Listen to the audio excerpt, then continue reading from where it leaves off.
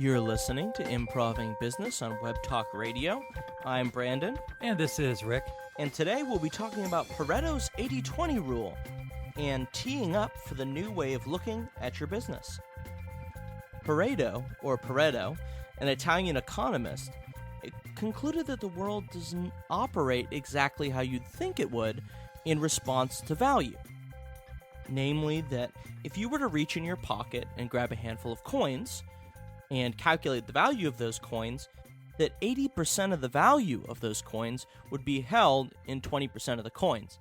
Namely, 20% of the coins would be the most valuable, whereas the rest would be pennies.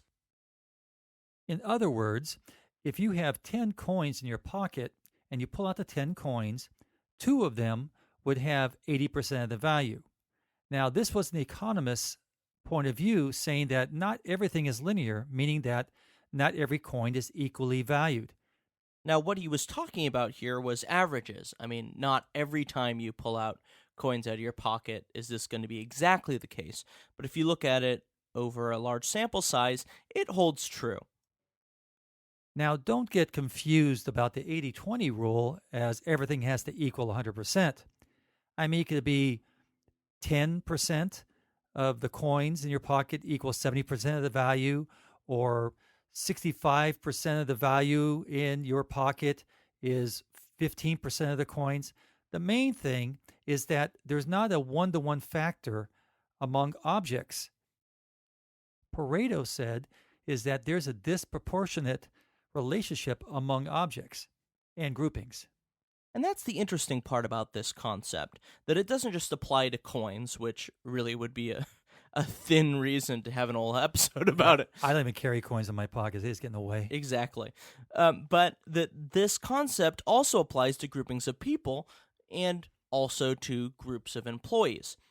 Customers, products, services, basically anything that you look at sort of has this breakdown, which is why we'll be looking through the lens of a book by Richard Koch called The 80-20 Principle, The Secret to Success by Achieving More with Less. And we actually have something new with this podcast today, and that's on our website. We have a free Pareto worksheet that'll help you change your business by working through this concept. That will be available on www.improvingbusiness.com. That's IMPROV-ING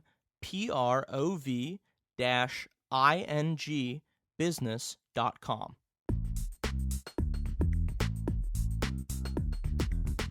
As always, we're going to be talking about a business concept using a story as an analogy. Now, if you looked at the title on our webcast, you would see that we said teeing up for a new way of looking at your business, and we didn't misspell teeing. Now, I am a golfer. That would be T-E-E-I-N-G.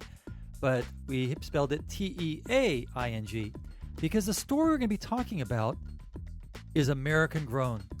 In fact, literally American grown. This is the American Tea Company, the only company where tea is harvested and processed in this country. Last week, my wife and I went to Charleston, South Carolina to celebrate our 36th wedding anniversary. And that area is pretty neat. There's so many different things to see in Charleston and in South Carolina.